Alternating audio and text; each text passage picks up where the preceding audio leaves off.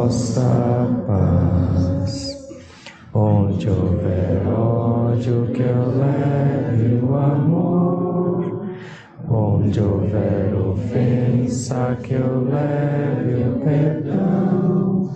Onde houver discórdia, que eu leve a união. Onde houver dúvida, que eu leve a fé. Onde houver erro, que eu leve a verdade. Onde houver desespero, que eu leve a esperança. Onde houver tristeza, que eu leve a alegria. Onde houver trevas, que eu leve a luz. Ó Mestre, fazer que eu procure mais consolar que ser consolado, compreender que ser compreendido, amar que ser amado, pois é dando que se recebe, é perdoando que se é perdoado, e é morrendo que se vive para a vida eterna.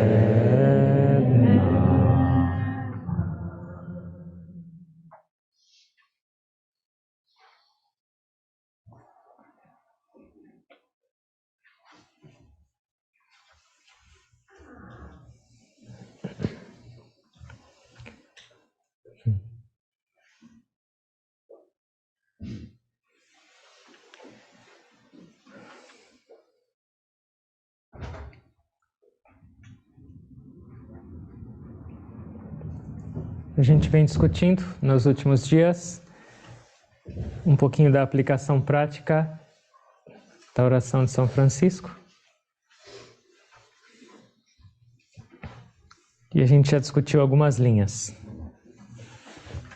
Instrumento de vossa paz, ódio e amor. O que mais? Discórdia e ofensa e perdão. Agora ele fala de outra característica, que é a... Não, discórdia já foi. Dúvida. Ficou em dúvida, né? Onde houver dúvida, que eu leve a fé. Ontem a gente falou que onde houver ofensa, e a gente discutiu de onde vinha a ofensa, qual era a fonte?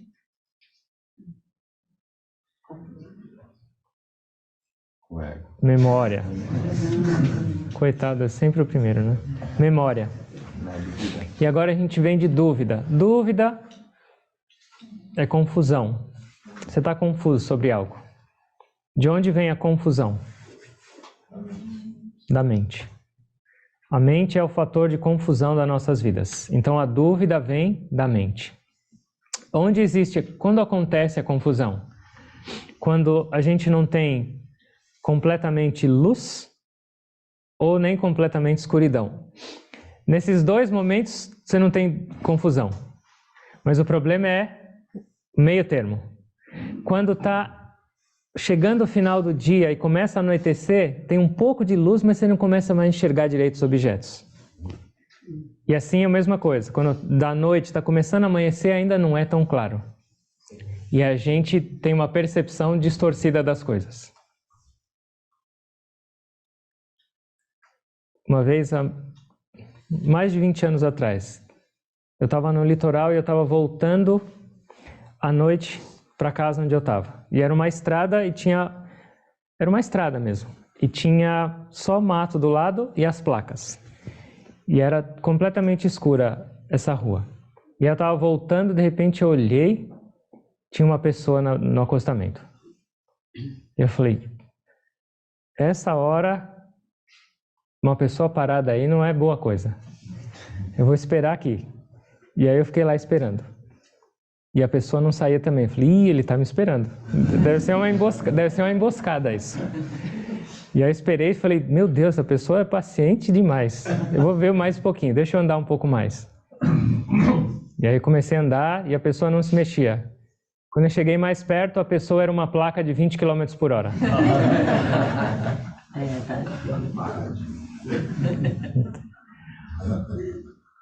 Dúvida. Nós temos dúvida de nós mesmos. Vamos começar por nós. Onde é dúvida, que eu leve a fé. Vocês têm dúvida de vocês mesmos ou não? Está cheio de dúvida dentro de nós, a respeito de nós mesmos. Será que eu posso fazer isso? Será que eu consigo fazer isso? Será que vai dar? Em vários fatores, em várias áreas das nossas vidas, a gente está cheio de dúvida, que é, a dúvida é falta de fé. Então, a dúvida é prejudicial para nossas vidas. Quantas coisas a gente deixou de fazer por essa falta de fé em nós mesmos? Não vai dar, não vou, desisto. E por que a gente desiste? Por que a gente tem essa dúvida de nós mesmos? Porque a gente se conecta e se identifica com as nossas negatividades. A gente se identifica com alguns hábitos que a gente desenvolveu e a gente trouxe para nossas vidas e a gente se entende como sendo isso. Então a gente nasceu escutando, você não entende, você não sabe fazer isso, isso é errado. E a gente absorve aquilo e acaba se tornando aquilo.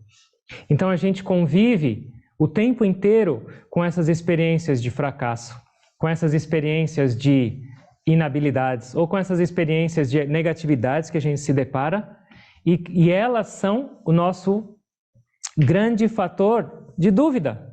Você vai fazer uma coisa, você fala, não deu certo outra vez, eu não consigo, eu não tenho essa habilidade e a gente fraqueja. Mas a grande maioria de nós se esquece do outro lado, que nós todos somos filhos de Deus. Deus tem alguma fraqueza? Deus tem alguma negatividade? Deus tem algum fracasso na bagagem? Não.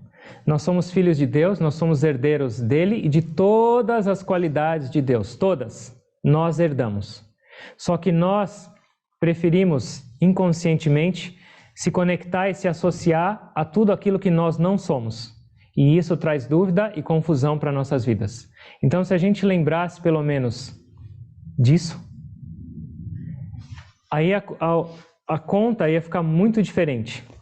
Negatividade, fraqueza, inabilidades ia ficar insignificante comparado com todo o potencial divino e qualidades e todas as virtudes que nós temos dentro de nós já. Focar mais nesse do que nesse. Eu sou filho de Deus, Ele está me guiando, me conduzindo. Dúvida do quê? Se Ele me deu uma habilidade, ou se Ele me deu esse caminho, se Ele me deu uma oportunidade, por que me basear nisso? Por que trazer isso para a minha vida? Dá para entender? Dúvida. Se eu não tenho fé, ou se eu não tenho dúvida em mim mesmo, como eu vou conseguir ter dúvida ou fé nos outros? Uma pessoa que não confia em si mesma, ela não consegue confiar em ninguém. E não só isso, uma pessoa que não tem fé em si mesma, como ela pode esperar que os outros confiem nela? Que os outros tenham fé nela? Mesmo se uma pessoa que não tem fé nela mesma, mesmo se uma pessoa falar assim, eu confio em você, ela vai falar, será? Deve ser da boca para fora. A gente tem que trabalhar isso. E como a gente faz isso?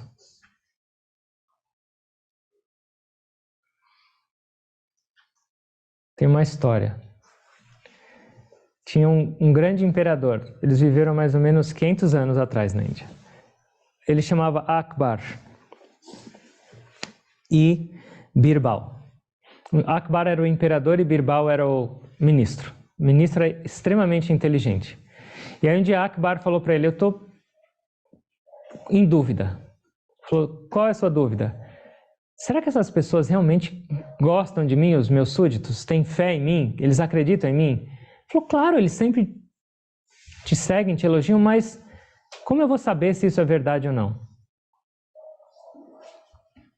E aí Birbal falou, como nós vamos provar isso? Ele falou, não, eu preciso saber. Ele falou, se você perguntar para eles, eles vão falar que acreditam. Eu vou dar um jeito. E aí Akbar falou, ótimo, eu vou te provar.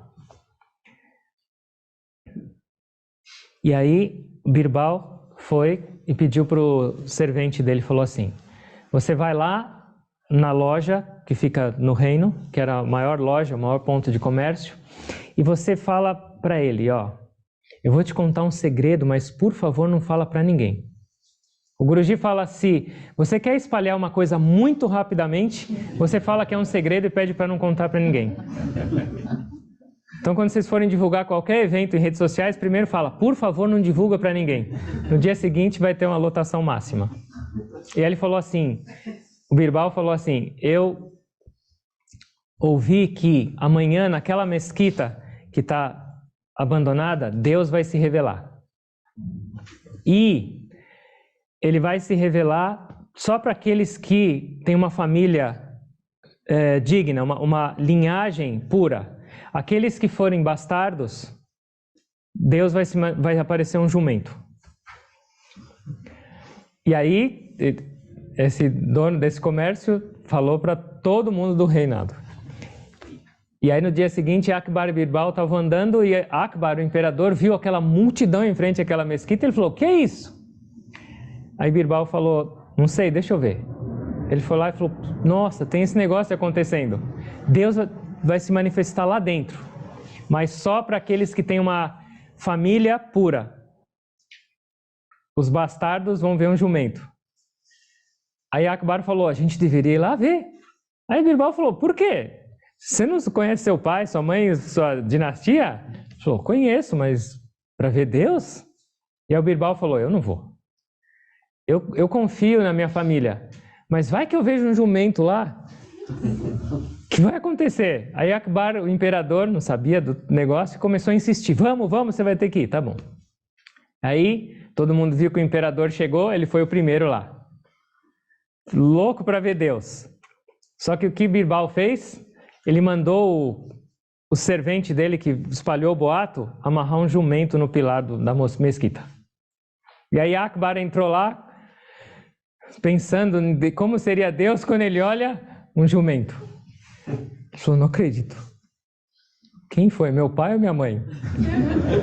Quem fez? Meu Deus do céu. Primeiro ele ficou arrasado. Falou, dinastia real, olha só, eu sou um bastardo. E aí veio outra preocupação. Se eu voltar lá e falar para as pessoas que eu vi um jumento, eles vão falar, não é um rei, ele é uma farsa, é um bastardo.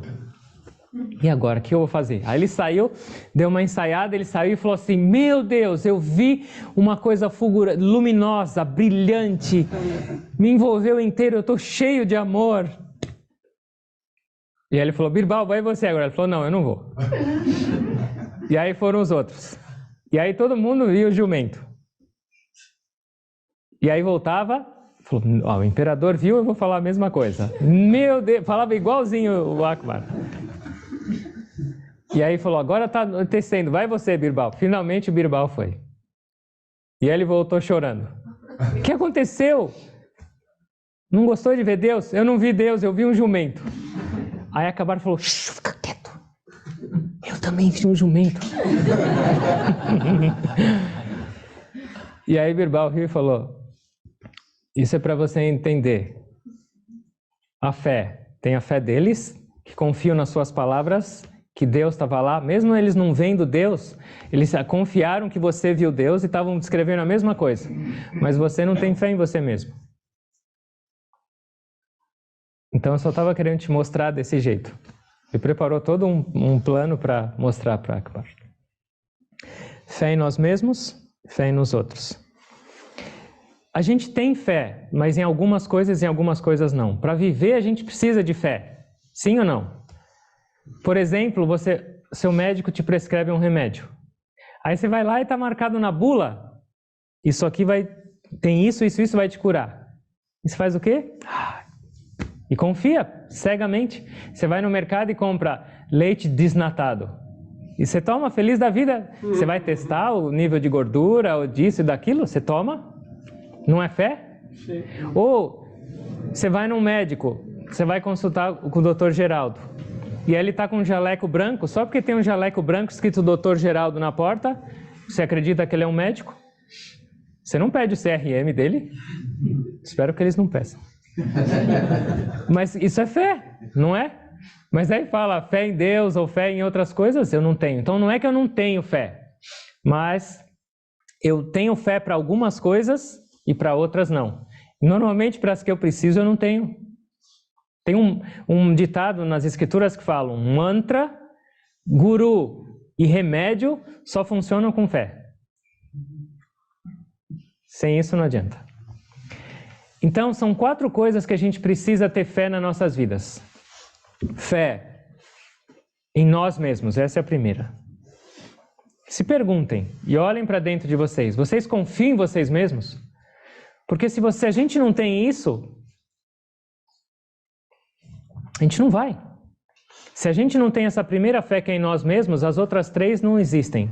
Que é fé em Deus. Que é fé no guru e nas palavras do guru. E o último é fé nas escrituras.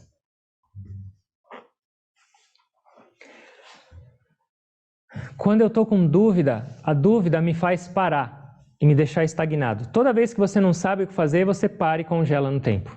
Ou você volta para trás. Pensa, você está dirigindo numa estrada e você não tem certeza se aquele caminho está certo ou não. O que acontece? Você para. E se você não tem nenhuma referência, você volta. Então, a dúvida acontece no começo da jornada e no meio. Só que o Guruji fala assim, antes de a gente começar uma jornada, a gente deveria ter certeza dela, para não ficar cambaleando e incerto e duvidoso no meio e não voltar. E isso vale para o caminho espiritual. Você entra num caminho e você ouve, aqui você vai chegar em Deus. Isso aqui vai purificar sua mente, seu coração e vai te transformar. E a gente aceita e entra e abraça. E aí começa a dar um tempo, você fala, será? Não está funcionando. Será que eu posso chegar? Será que eles são realizados? Será que está acontecendo alguma coisa? Será? E aí o que acontece? Eu paro. Ou eu desisto e falo, vou buscar outro caminho. Cheguei até a metade, tenho que voltar, ir para o outro, voltar, ir para o outro, voltar, ir para o outro. Então a dúvida, ou essa falta de fé, é um grande obstáculo para nossas vidas. O Guruji fala que viver sem fé é uma vida miserável.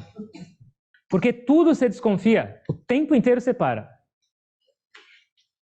E viver com fé torna a sua vida mais fácil. Claro? Fé. Dúvida, fé. Qual é o próximo? São Francisco Baba, onde houver erro. Que eu leve a verdade.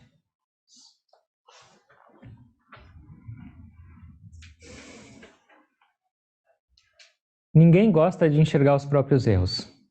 Ninguém gosta de olhar para os próprios erros. E não só a gente tenta disfarçar os nossos erros. Só que a gente, além de disfarçar, a gente projeta um modelo ideal. A gente tem algumas qualidades. E a gente amplia elas e esconde as negativas. Tá bom, você não tem que ficar falando o tempo inteiro das suas negatividades. Mas você também não precisa projetar algo que não é real. Nas palavras, quando tem alguém olhando, a gente muda. Até na meditação, a gente está aqui meditando, por exemplo, em grupo.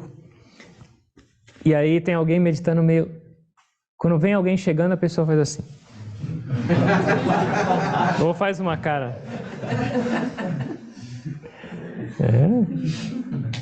Então, a gente tem que aprender a ser nós mesmos.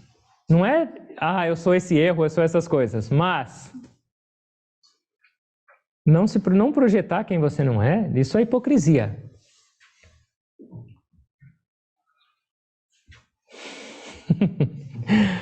Eu fico lembrando umas coisas, mas eu não vou falar.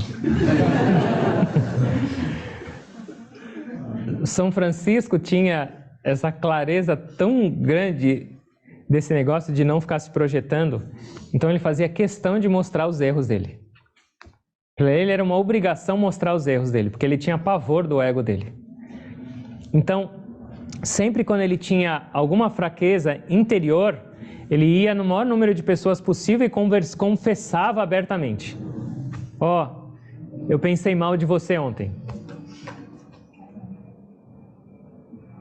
Ele ia lá e se curvava e falava, ontem eu pensei mal de você.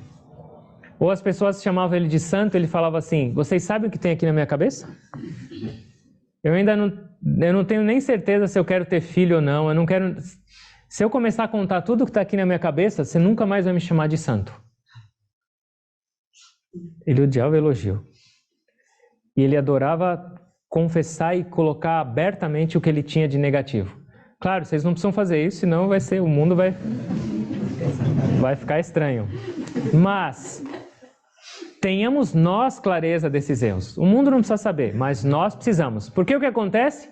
A gente começa a esconder e projetar quem nós não somos. E as pessoas que estão fora começam a acreditar nisso e começam a falar, você é bom, você é isso, você é aquilo, e você acredita em todo mundo e fala, nossa, não é que eu sou mesmo? Você esquece tudo aquilo que está embaixo do tapete e você se torna aquele que você projetou e todo mundo acredita. E aí o que acontece? Toda aquela carga inútil e nociva está guardada. E aí o que acontece? Você passa uma vida inteira nessa sua fantasia e na próxima você tem que trabalhar. Para que deixar para depois? A gente tem que aprender a olhar para os nossos erros, não se afetar por eles, mas ter a vontade de eliminá-los, corrigi-los. Mas se eu nunca olhar para eles, como eu vou mudar? Sim ou não? Então, se você tem fraqueza, se você tem negatividades, como todos nós temos, não esconde embaixo do tapete. Tenha clareza delas. Olha de frente para elas. E se disponha a eliminá-las agora. Para que esperar para amanhã? Primeiro, não existe amanhã. Guruji falou. E segundo, cada dia que passa, essas suas fraquezas diminuem ou aumentam? Aumentam? Eu vou esquecer delas aqui, elas vão sumir. Não, elas vão engordar. Guruji fala, um ponto feito a tempo de costura salva outros 9. Você tem um rasguinho na calça, aí você começa, deixa, amanhã eu faço, você anda, ela faz assim, assim. Quando vai ver, você está de cueca.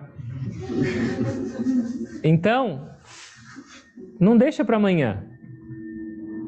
Olha, se depara e fala, isso vai sair da minha vida.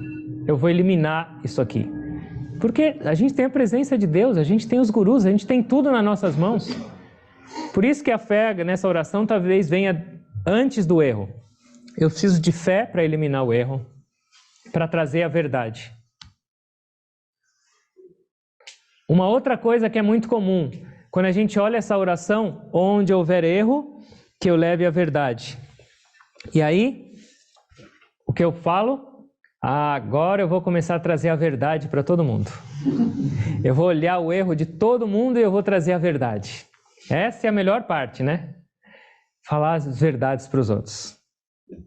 Falar que os outros estão errados. Esse é maravilhoso. Será que isso faz parte dessa oração de São Francisco? Será que era isso que ele estava pensando? Vamos lá. Saia catando o erro de todo mundo aí, vamos curar. Não. Isso por si só é um erro. E é um erro terrível. A natureza crítica de buscar erros e defeitos nos outros é um dos maiores venenos dos seres humanos. E a nossa mente vem praticamente de fábrica com isso. Julgamento, olhar, ficar catando defeito. Primeiro, você esquece do seu. Segundo, todos os erros que você está vendo nos outros é um reflexo do seu próprio erro. Se algo te chamou a atenção no outro que é errado, olha para dentro e você vai encontrar a mesma coisa lá escondida. Tudo que você enxerga nos outros e foca, você está trazendo para sua mente em forma de impressão. E essas impressões mais para frente vão se tornar um hábito e a sua vida. Então, esquece de ficar olhando o defeito nos outros. Onde houver erro, que eu leve a verdade é para nós. Uma vez tinha uma peneira sieve e uma agulha conversando.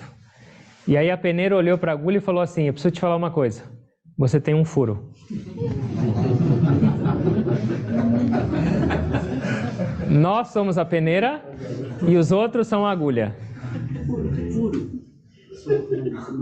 Olha para os seus buracos e não fica olhando o buraco da agulha. A gente ri, mas é triste isso, não é para rir não. A gente precisa de força e de coragem para isso. Por isso que o Gurudev fala que caminho espiritual não é para covardes. Porque não é fácil. Mas a gente tem que se libertar disso.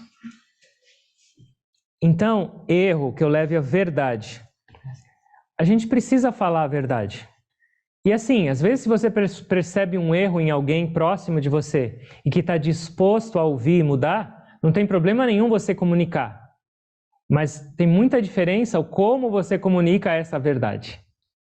Se você comunica de uma forma agressiva, de uma forma impositiva, de uma forma amarga ou áspera, mesmo que seja uma verdade, isso já não é mais verdade. Ela deixa de ser uma verdade se a sua verdade feriu essa pessoa que está recebendo. Então, a gente tem que se comunicar. Quando você percebe algo que não é errado, que é errado, e alguém próximo a você, e especialmente se você tem responsabilidade por essas pessoas, você precisa se comunicar. Mas lembra, se você se comunicar de uma maneira errada, você está prejudicando aquela pessoa e trazendo karma para você. Aprender a falar as verdades, aprender a se comunicar é uma arte e é uma característica espiritual. Falar com amor, falar com doçura, falar com uma atitude, qual é a sua intenção de falar aquela verdade? Você só está querendo colocar aquela pessoa para baixo ou você está querendo elevá-la? A intenção e a maneira com que você fala. O Gurudev sempre dizia, quando você for falar, coloca um pouquinho de mel na sua língua, porque aí vai sair com doçura. Certo? E prestem atenção como a gente se comunica. E como a gente quer colocar as nossas verdades. Ontem a gente falou da discórdia. E isso vale também para isso. Erro e verdade. Então, duas coisas importantes nessa linha, erro e verdade. Se preocupem sempre em tornar a sua vida uma vida de verdade. Que as suas palavras sejam verdadeiras. Que os seus pensamentos sejam condizentes com as suas palavras e as suas ações. E que essa vontade, esse desejo de transformar a sua vida numa vida de verdade, também possa ser expressada ou possa ser compartilhada com os outros de uma forma correta e amorosa. Não minta para você e não minta para os outros. Mas saiba como falar essa verdade para os outros. Saiba como expressar essa verdade. E isso é muito difícil. Porque a gente tem muito ego e muito ainda desequilíbrio. É um treino. Começa com coisas pequenas e vai ficando bom nisso. Em falar, se comunicar e se expressar. Isso está claro? Alguém tem alguma dúvida? Se tiver, a gente volta para a linha anterior. Dúvida é da mente e decisão é, clareza e certeza é do intelecto. Quando a mente está dominando a nossa vida, a gente está em dúvida e incerto. quando a gente tem um intelecto afiado, que deveria dominar, eu sei o que fazer e o que não fazer. E isso é treinável, todos os dias eu posso treinar. A gente fica em dúvida e perde tempo para todas as coisas inúteis, não inúteis, mas pequenas do nosso dia.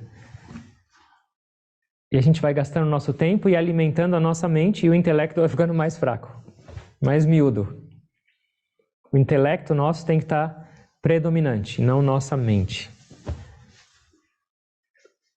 Sanchayatmika manas. A mente é o fator de confusão nas nossas vidas. Nischayatmika buddhi. O intelecto é aquele que é claro e preciso. Presta atenção no seu dia a dia. Certo? Erro, verdade. Qual é o próximo?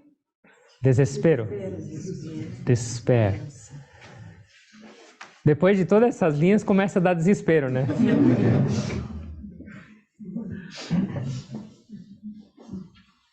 O que é isso? O que é esse negócio? O que é desespero? Angústia. Algo que você não tem controle. Alguma imaginação do futuro. Fracasso. Falta de confiança. Falta de confiança. A gente perde sempre a esperança. Mas será que a gente deveria perder a esperança? A gente já não falou desde a primeira linha que tem alguém cuidando de tudo? Será que não tem alguém que é um ser perfeito? A Mãe Divina que está por trás de tudo, cuidando de nós, fazendo tudo acontecer? Como é possível perder a esperança? Eu perco a esperança porque eu tenho muitas expectativas e desejos individuais. E muitas vezes eles são distorcidos. Eu tenho desejo e uma expectativa de viver 120 anos. E aí quando eu tenho pelo menos o pensamento de uma doença ou a notícia de uma doença, pronto. Desespero. Adianta alguma coisa? Não. Eu preciso ter fé.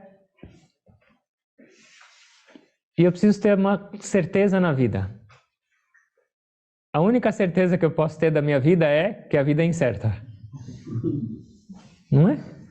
Eu penso que eu tenho controle sobre tudo. Sobre o meu tempo de vida, sobre o meu estado emocional, sobre minha saúde ou minha doença. Eu penso que eu tenho controle sobre as outras pessoas. Mas será que eu tenho? A grande maioria das coisas eu não tenho controle. E quando eu percebo que essas coisas que eu imaginava ter controle não estão no meu controle, o que acontece? Despair. Eu desespero.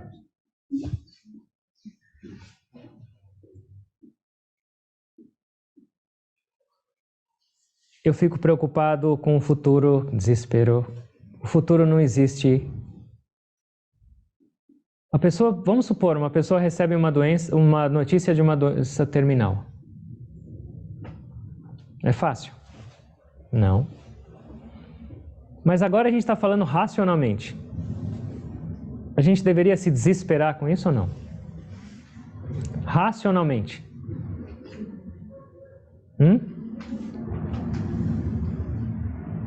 Não é fácil.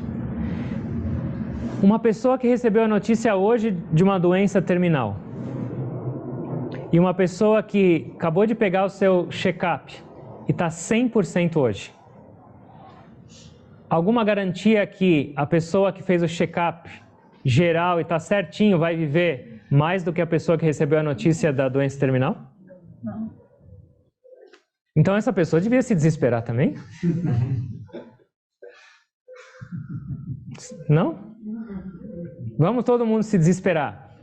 Ou, vamos para o outro lado. Vamos ninguém se desesperar?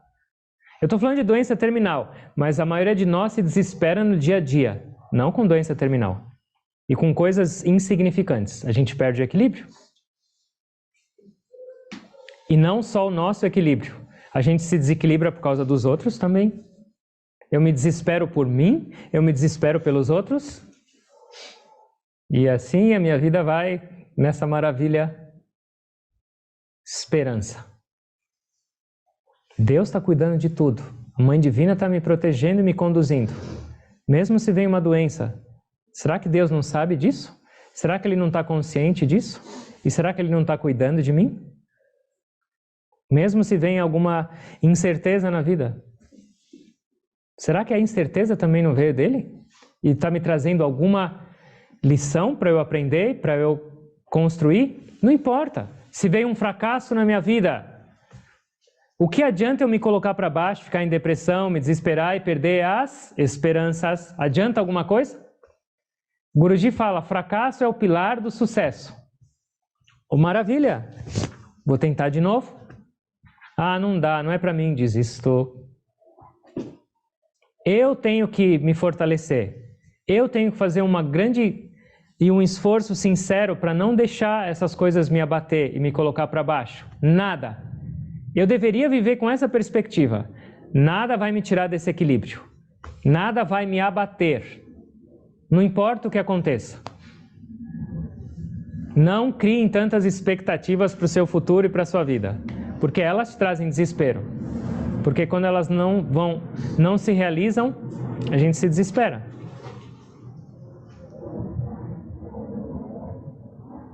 Há vários anos atrás, pediram para eu ir visitar uma pessoa no hospital. E era incerto se ela ia viver mais um dia. Só que o que acontece? Ninguém quer saber disso. E ninguém quer ter consciência de que é um momento de transição e vai passar por todo mundo. E aí eu fui conversar com essa pessoa. E aí eu comecei a perguntar para ela, você está pronta? Você sabe o que significa isso? O que você pensa sobre isso? Ela mudava imediatamente de assunto.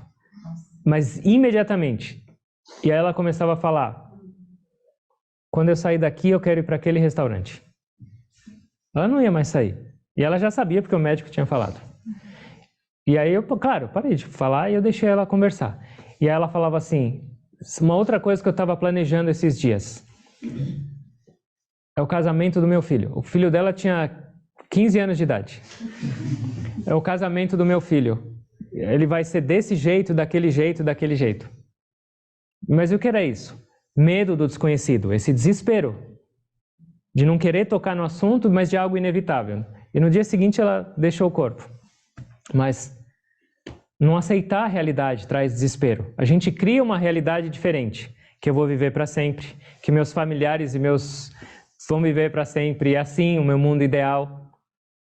Não é para a gente se preocupar, mas é para a gente entender a realidade. E quando a gente se alinha com a realidade, a gente não sofre tanto. A gente tem que quebrar esse nosso mundinho dos sonhos e entender o que é a realidade. Mas não para sofrer com ela, mas para se harmonizar com ela. Uma outra vez, lá em Miami, tinha um senhorzinho que era um criavã, ele se iniciou com 80 anos. E aí depois de uns 2 anos ele estava muito mal, ele não tinha família nenhuma, ele estava também perto de ir embora. E aí a gente ia, todos os dias um dos residentes passava a noite com ele.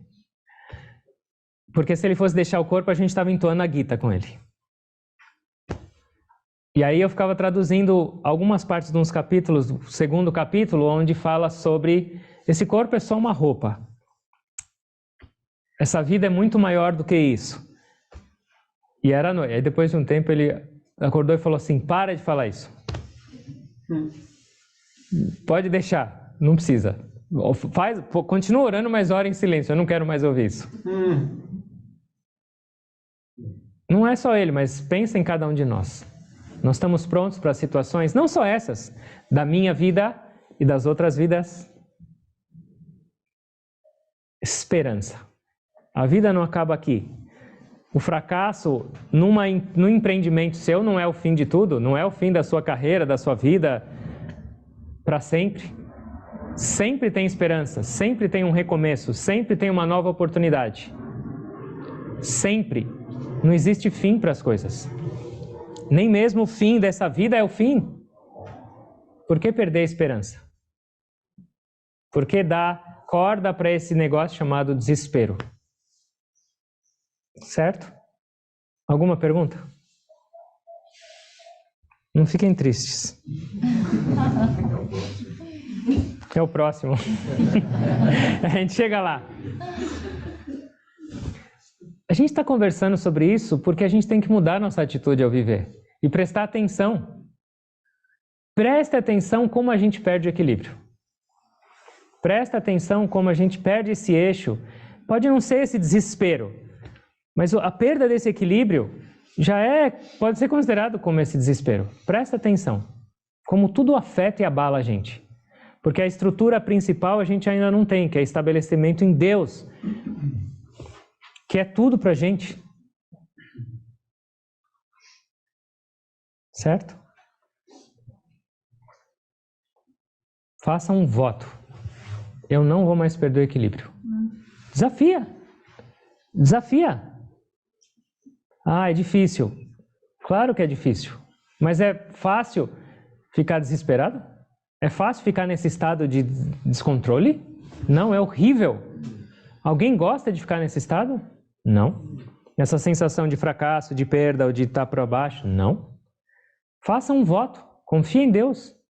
Eu sou herdeiro de todo o tesouro dele, de toda a força, de todo o amor, de toda a paz. Não é façamos um voto. Nada vai me desequilibrar. Eu confio na minha Mãe Divina, eu confio em Deus. Tenta. Você vai fracassar? Vai. Levanta e vai de novo. ¿Puedo hacer una pregunta? Pode. Con esto de no querer desequilibrarse, ¿no podría haber cierto peligro en tapar lo que nos está pasando, somatizar? ¿Se entiende? Hay una línea muy fina. De esconder, de tapar.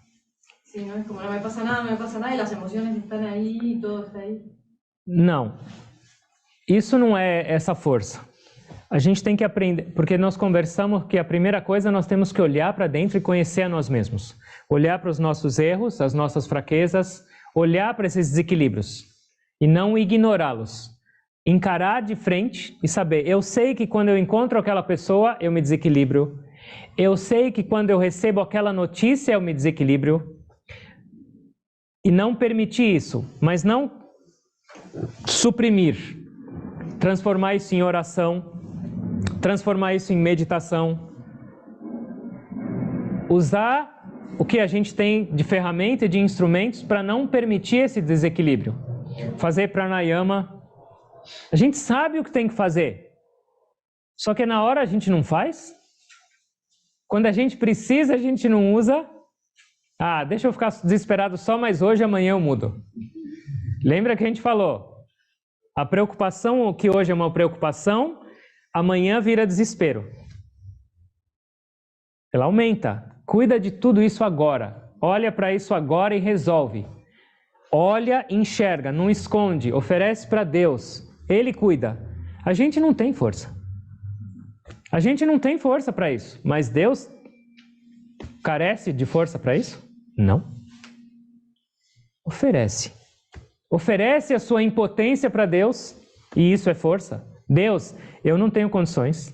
Eu continuo me achando fracassado, eu continuo perdendo a esperança, eu continuo ficando para baixo e desesperado. Dá um jeito. Isso por si só já é ficar forte. Aceita, olha para as fraquezas, mas não aceita que elas fazem parte de você. Não aceita que elas vão controlar e dominar a sua vida. Ok, elas estão aqui, mas ok, elas vão sair. Porque eu tenho uma força maior do que isso conectada comigo. Certo? Nada de esconder. Levanta esse tapete. E como treinar o desapego, Sônia? Como treinar desapego? Né? Desses momentos. Primeiro a gente tem que entender a realidade da vida. Entender quem nós somos. Entender qual é a nossa relação com as pessoas e com o mundo. Entender o que acontece depois disso que a gente chama vida, o que acontece. Quanto mais compreensão a gente tem de nós mesmos na realidade, quanto mais compreensão a gente tem da nossa temporariedade aqui, menos apego a gente vai ter. Quanto mais a gente lembra que mesmo na pessoa que eu amo porque existe a presença de Deus. Não é a casca que eu amo. Apesar de eu olhar para a casca e associar o meu amor à casca, que eu conheço como mãe, pai, amigo, marido, esposa, filho e assim por diante, não é essa casca que eu amo. O que eu amo é a essência divina por dentro e que está em mim em toda parte. A casca muda, mas a essência divina, que é o amor, nunca muda. Talvez agora não entre isso na nossa cabeça e se torna fácil. Mas se eu não treinar no dia a dia, se eu não refletir sobre isso, eu nunca vou mudar. Eu nunca vou desapegar. A meditação vai te dando a experiência. O divino vai se manifestando e todos esses medos e apegos vão caindo. Mas a sua consciência diária, a reflexão sobre isso, vai te trazer um desapego também. Quanto mais a gente trouxer Deus para nossas vidas, menos apego a gente vai ter. Lembra, desapego não é indiferença. Desapego não é desamor. Eu não sei se existe essa palavra, mas tudo bem. É o oposto. Apego é o oposto de amor. Apego traz medo, apego traz o desespero, apego traz possessividade, apego traz insegurança, apego traz inveja, ciúme, apego traz ódio. Apego traz todas as outras linhas. Enquanto eu não treinar o desapego, eu não sei amar. Eu falo para as pessoas, eu te amo, mas enquanto eu tenho apego, eu não amo. O amor verdadeiro. É só para vocês refletirem. O desapego é necessário. E o desapego é a ferramenta indispensável para a gente amar. Certo? Gradual. A gente demorou muito tempo para ficar assim. E agora, gradualmente, a gente tem que ir soltando os dedos. Certo? Mais uma linha. Hoje a gente está inspirado. A gente já fecha o pacote logo. É a última linha dessa primeira parte de reflexão. E essa linha é? Onde houver tristeza. Não. Onde houver tristeza, que eu leve a alegria. Eu tenho uma pergunta para vocês. Quem quer ficar triste? Levanta a mão, por favor. Quem quer ser feliz, levanta a mão, por favor. Agora minha pergunta é: quem é feliz? Quanto tempo? 50-50. Então quem quer ficar 50-50, levanta a mão. Mais? A gente não quer nenhuma porcentagem, a única porcentagem que a gente quer é 100%. Eu quero ser feliz, eu não quero ser triste. E eu fico triste. Por quê? Como é possível?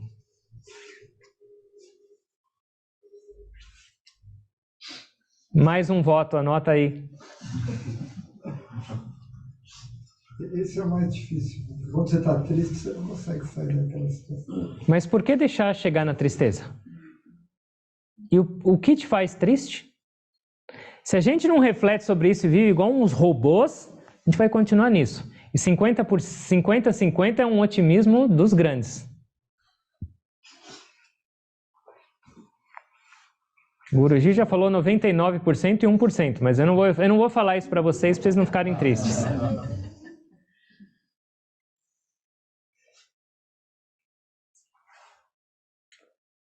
Tristeza tem muito de desesperança, né?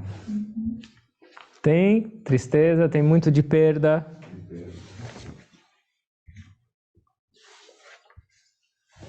Tem muito de desejar ser feliz. Desejar ser feliz. Faça um voto. Nada mais vai me deixar triste. A minha essência é felicidade. Eu sou a bem-aventurança. Meu nome é Ananda. Não só Ishwarananda. Regina Ananda. Deixa eu falar. Josimeire Ananda. Alguns dias antes do meu marido morrer, tudo eu recebia, todas as informações. Então,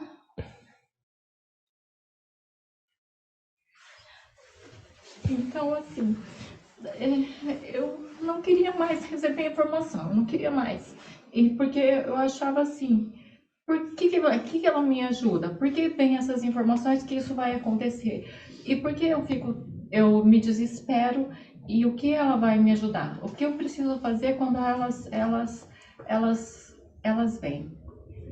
Eu tenho que me acalmar, equilibrar, entender. Eu não tenho mais medo da morte, entendi super bem. Uma pessoa que estava super bem e foi hoje que você falou e encaixou no que eu vivi, entendeu? Mas quando a informação vem, eu preciso aprender a lidar com ela, trazer. O que acontece, Josimerimar, e para todos nós? Nós preferimos ignorar que algo de mal vai acontecer nas nossas vidas. A gente prefere ignorar que as coisas vêm e vão. Eu prefiro ignorar que hoje eu estou saudável, eu posso ficar doente. Eu prefiro ignorar que hoje eu tive sucesso, amanhã eu vou ter fracasso. Então, durante a minha vida inteira, desde que eu nasci, eu aprendi a ignorar e evitar qualquer tipo de assunto que venha trazer uma ameaça para a minha vida. A perda de alguém, algum fracasso ou qualquer outra coisa, eu aprendi a ignorar. Então, quando acontece a coisa, nesse momento, como eu vou desenvolver isso?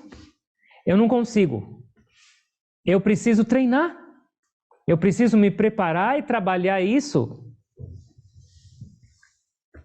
nos tempos de paz.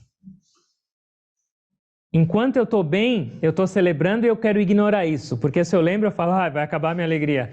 Vou ficar pensando. Lembrar da realidade.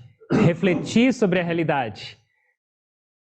Transformar sua compreensão sobre a realidade. Meditar, orar, buscar Deus nos tempos de paz. Treinar no seu dia a dia, que a gente tem um monte de oportunidades pequenas e não tão intensas para ficar forte. Porque aí quando chega na hora do desafio maior, eu estou pronto. Mas se eu não preparei, se eu não fiz nada, continuei vivendo a minha vida assim, na hora vai ser difícil. E todos nós estamos despreparados. E precisamos nos preparar. E preparar é trazer essa espiritualidade, trazer o divino, trazer a compreensão. Não tem problema, você não teve o equilíbrio que você gostaria nesses momentos. Nada para se preocupar, nada para se colocar para baixo. Você fez o seu melhor, você fez tudo o que você podia com a sua compreensão. E esse momento te trouxe um grande crescimento e uma grande força. Que mesmo se você não enxergar agora, isso aí está brotando dentro de você e transformando sua vida. Para quê? Para que a partir de agora a sua visão, a sua atitude no mundo seja diferente. E isso muda. Então esses momentos difíceis também nos fazem viver de uma maneira mais madura a partir dele para frente. Mas o negócio é esse. Reflitam nisso diariamente. Não nas negatividades, não na tristeza. Entendam a realidade da vida. Aceitem, orem, ofereçam para Deus, se conectem, meditem. E isso vai mudar. E isso vai transformar. Certo? Tristeza e alegria. Nós somos Ananda, alegria. Mas ela foge. Por que ela foge? Porque a gente baseia a nossa felicidade em algo externo. Eu sou feliz porque eu tenho isso. Eu sou feliz porque eu tenho esse. Eu sou feliz por esse momento. Mas enquanto eu tiver condicionar a minha felicidade, ela vai estar sempre ameaçada. Então lembra, a gente tem que chegar num estado mental onde nada nem ninguém pode tirar a nossa felicidade. A minha pergunta para vocês é possível ou não? A gente volta agora para a linha primeira que a gente estudou hoje. Dúvida que eu leve a fé. no verso do Bhagavad Gita que eu sempre falo e eu sempre lembro disso. Capítulo 6, versos 20, 21 e 22. Krishna fala para Arjuna: Arjuna, quando através da sua meditação a mente começar a se estabelecer no interior, em Ananda, ela vai entender que não existe nada melhor ou maior do que isso. E o que ela vai querer? Buscar mais e mais e mais para dentro. E ela vai chegar num momento de estabelecer-se nessa Ananda, nessa alegria, que nada, nem mesmo a pior das tragédias, vai tirá-la da felicidade. Essa é a nossa meta. Deus está falando para cada um de nós onde a gente pode chegar. O que a gente pode ter de experiência no nosso dia a dia enquanto a gente vive no mundo. Para que se contentar com menos que isso? Se a sua mente ainda não estiver nesse estado de felicidade 100%, não sossegue e fala: hoje já está bom, não preciso meditar. Já meditei ontem. A gente está meditando para isso, para destruir a miséria, a tristeza das nossas vidas. E para se estabelecer em quem nós somos, Ananda. Certo?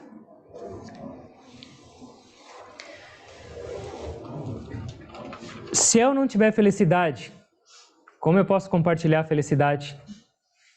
Comece em nós, todas essas linhas, onde houver tristeza, que eu leve a alegria. Traga alegria para dentro de si e depois espalhe a alegria. O que nós estamos compartilhando com o mundo? Qual é o seu rosto? Um rosto feliz e sorridente? Ou uma cara azeda igual limão?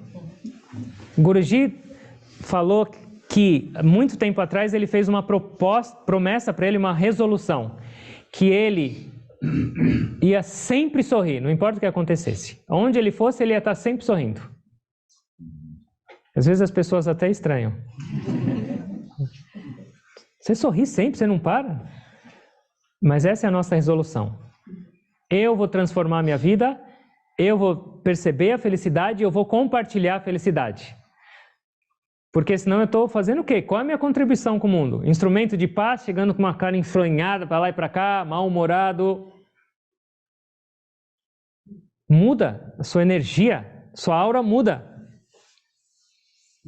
Uma vez, eu já contei essa história várias vezes, que o Swami Vivekananda estava andando na rua e passou um jovem todo enfronhado, ele nem conhecia, ele falou: você, vem aqui. Onde você vai com essa cara horrível? Ele falou: não é da sua conta. Ele falou: claro que é. O meu dia você já estragou. Você vai estragar quantos dias mais? Quantas pessoas mais? Volta agora para sua casa, se tranca no seu quarto e só quando o seu sorriso estiver assim no espelho você sai. Com uma imposição dessa eu voltava. Ou já sorria. Também. Não é fácil, mas a gente tem que se esforçar. Uma referência importante para a gente. A felicidade é Deus. Deus é a fonte de felicidade. Então, toda vez que eu me aproximo de Deus, eu estou me aproximando da felicidade. E toda vez que eu me afasto de Deus, eu estou me afastando da felicidade. E o que significa afastar de Deus? Aceitar que a sua felicidade é prazer. Isso é afastar de Deus.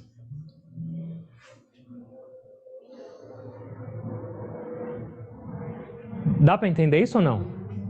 Não? Dá.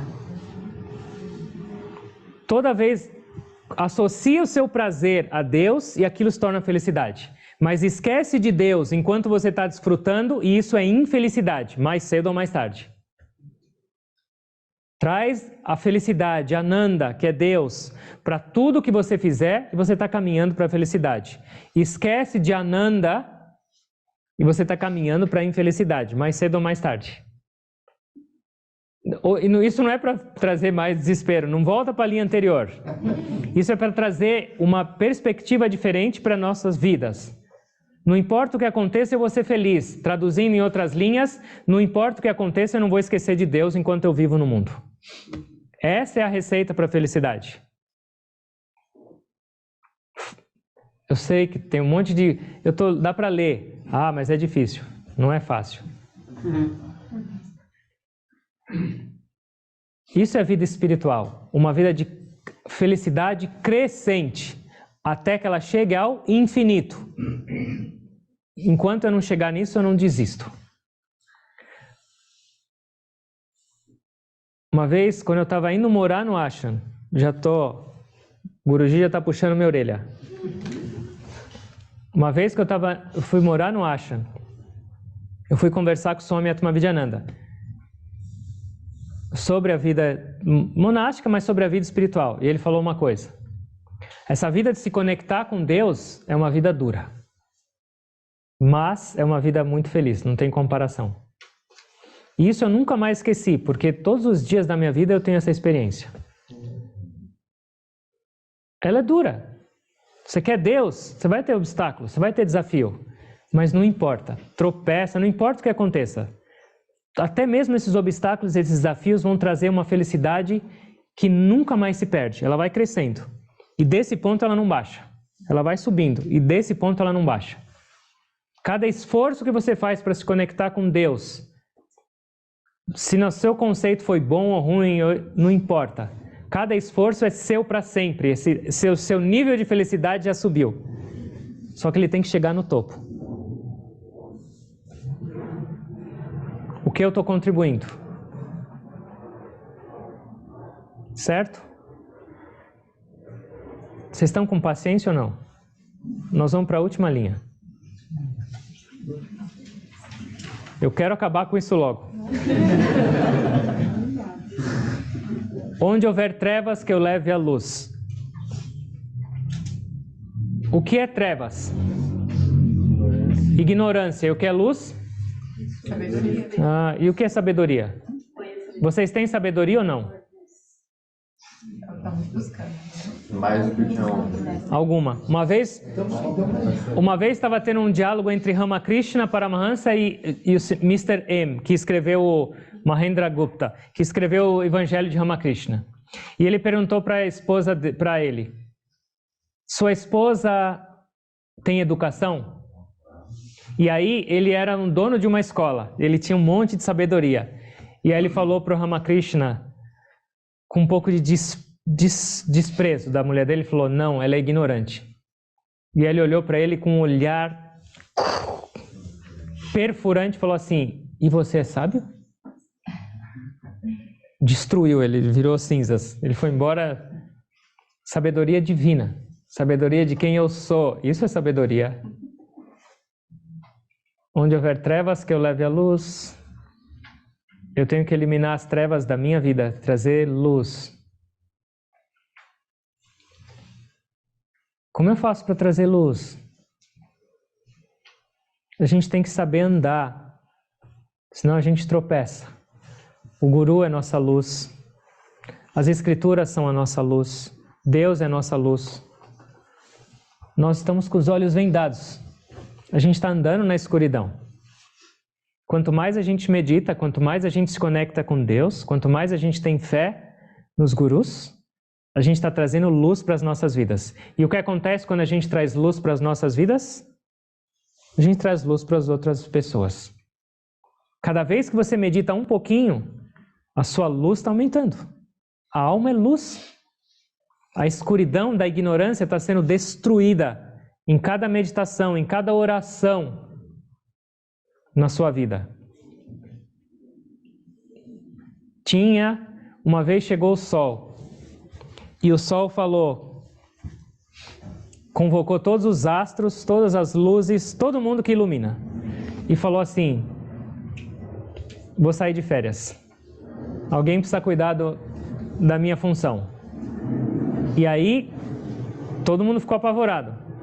Aí primeiro falaram: Lua, você é a mais brilhante depois dele, vai você. Ela falou: não, meu período é noturno, de manhã eu tenho que descansar.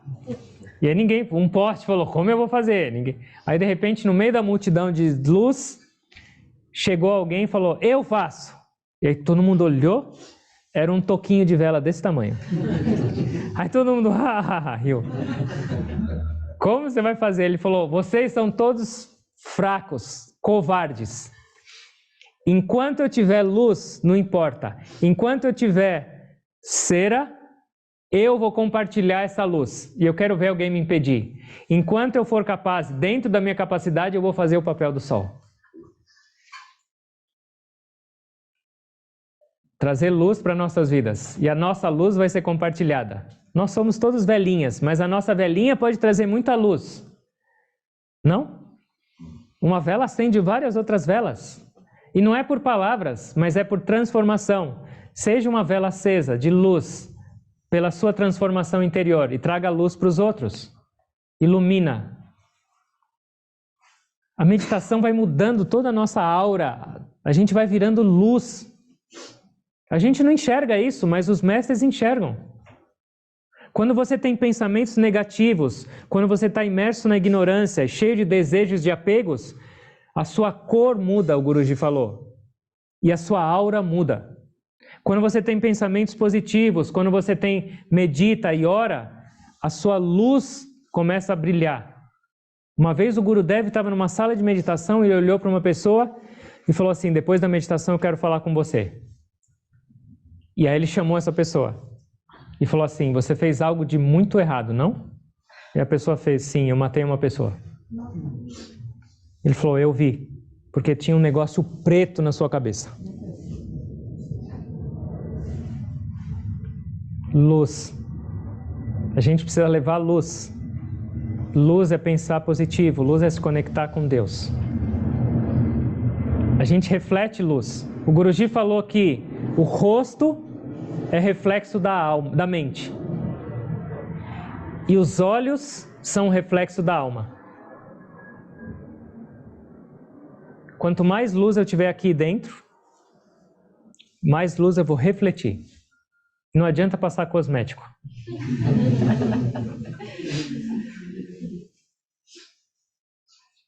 Certo? Como a gente quer a nossa vida? Como a gente quer, onde a gente quer chegar? Eu confio no meu potencial? Essa primeira parte da oração de São Francisco é o desafio para refletir. E aí, se der tempo nos próximos dias, a gente vai para a segunda parte. Certo?